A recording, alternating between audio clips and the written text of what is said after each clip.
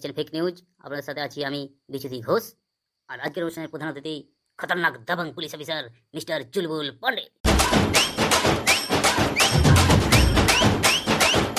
Pandeyji, fake নিউজে আসার জন্য আপনাকে স্বাগত জানাই।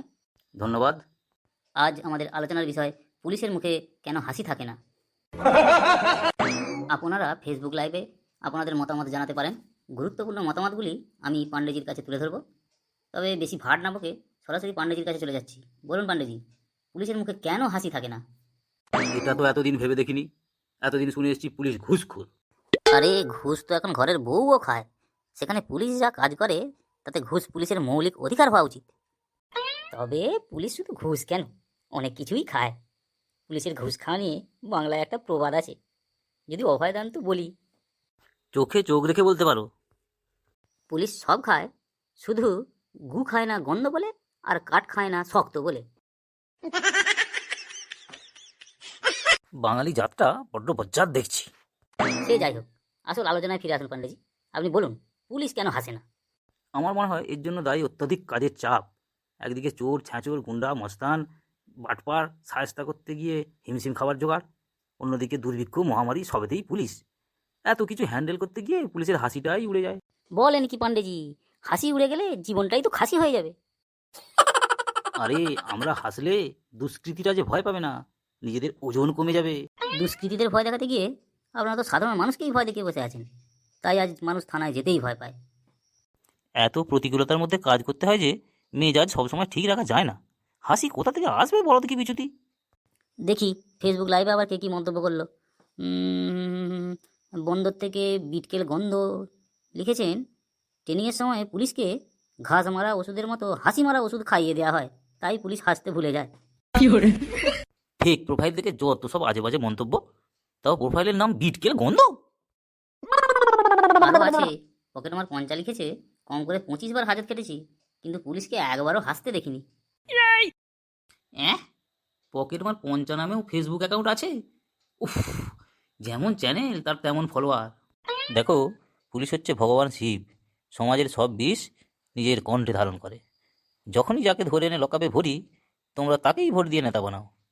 ওই যে পকেট মার পঞ্চা, হয়তো কালকের নেতা, পুলিশকে তখন ধরতে হবে তারই মাথায় ছাতা। বুঝলাম, কিন্তু শিব ঠাকুর শুধুমাত্র বিরোধী দল করে বলেই ভক্তের নামে গ্যাঁজা কেস দেওয়াটা কি ঠিক? আরে সে সবই তো তোমাদের ওই নেতাদের কথায়।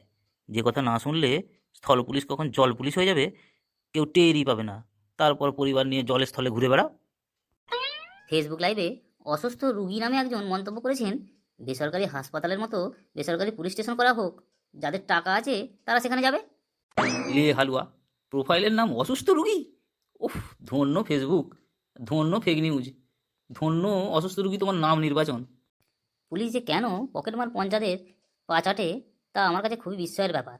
এ প্রসঙ্গে জনপ্রিয় পুলিশ অফিসার সিংহম সাহেব কি বলেছেন, চলুন জেনে নিই। कि हमारे ऊपर टोपी पर शेर का एम्बलम होता है, जो किसी भी एमपी एमएलए या सीएम को नहीं दिया जाता। यहां तक कि देश के प्राइम मिनिस्टर या प्रेसिडेंट को भी नहीं दिया जाता। वो सिर्फ हमें दिया जाता है, क्योंकि लोग उम्मीद करते हैं कि हम उनकी रक्षा करेंगे। মানুষ চায় আপনাদের মতো দাবাং পুলিশ অফিসার, ক্রিমিনালরা যাদের নাম শুনে ভয়ে কাঁপবে। মানুষ যে কি চায় সেটাই তো বুঝতে পারি না। মুখে বলবে রাজনীতি খারাপ, কেউ ভালো নয়, আর ভোটের সময় পকেটমার পঞ্চাকেই ভোট দিয়ে নেতা বানিয়ে দেবে। আপনারাই তো পারেন পকেটমার পঞ্চায়েতের হাত থেকে মানুষকে রক্ষা করতে। কিভাবে রক্ষা করবেন চলুন তার একটা উদাহরণ দিই। सबूत नहीं तो हम नेता के कुत्ते। मैं बताया तुम लोग कुर्सी का पावर क्या होता है? बहुत कुर्सी कुर्सी करता है ना तू।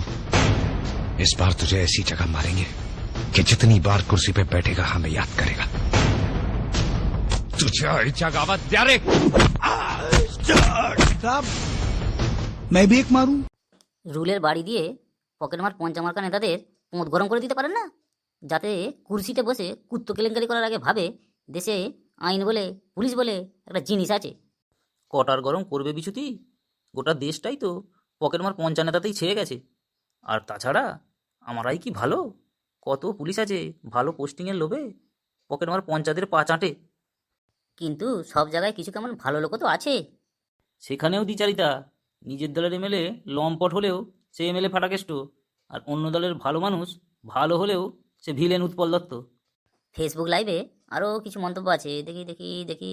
হ্যাঁ, নবদ্বীপ থেকে হরিলুটের বাতাসা সুন্দর লিখেছে। হ্যাঁ, প্রোফাইলের নাম হরিলুটের বাতাসা। উফ, যেমন চ্যানেল তার দর্শক হয়েছে সেরকম খাসা। তা কি লিখেছে হরিলুটের বাতাসা?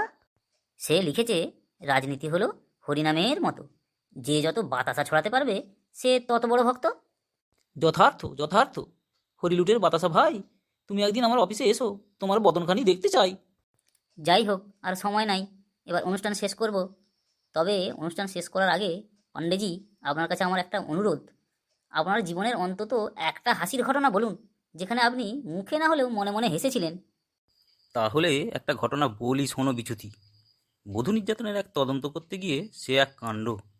সদ্য বিবাহিত এক যুবতী স্বামীর লাথি খেয়ে অজ্ঞান হয়ে সোজা হাসপাতালে। ধরে আনা হলো আসামি স্বামীকে। সে বেটা কাঁচুমাচু করে বললে, স্যার আমি ইচ্ছা করে লাথি মারিনি, ঘুমের করে লেগে গেছে। তারপর তারপর ছোঁড়াটাকে ধমক দিয়ে বললাম, ঘুমের ঘরে বউকে কেউ এত জোরে লাথি মারে? আমাদের বোকা পেয়েছিস? সত্যি করে বল, কেন লাথি মেরেছিস? কেন মেরেছিল? ছোঁড়াটা তো শেষমেশ কেঁদেই ফেললো। কেঁদে কেঁদে বলল, স্যার আসলে আমি ঘুমিয়ে ঘুমিয়ে স্বপ্ন দেখছিলুম শ্বশুরমশাই বরপণ হিসেবে আমাকে একটা মোটর সাইকেল কিনে দিয়েছেন, আর সেই মোটর সাইকেলে লাথি মেরে আমি স্টার্ট করছি, আর সেই লাথি ঘুমের ঘরে গিয়ে লাগলো সোজা আমার বইয়ের পেটে। যাক, তাহলে জানা গেল কিছু কিছু কেসে পুলিশও হাসে। নমস্কার, আজকে এই পর্যন্তই। আবার দেখাবে পরের কোনো এপিসোডে। আপনারা আমার প্রোফাইলটাকে ফলো করে রাখুন নতুন ভিডিও পেতে এবং নতুন নতুন ফেক নিউজ শুনতে।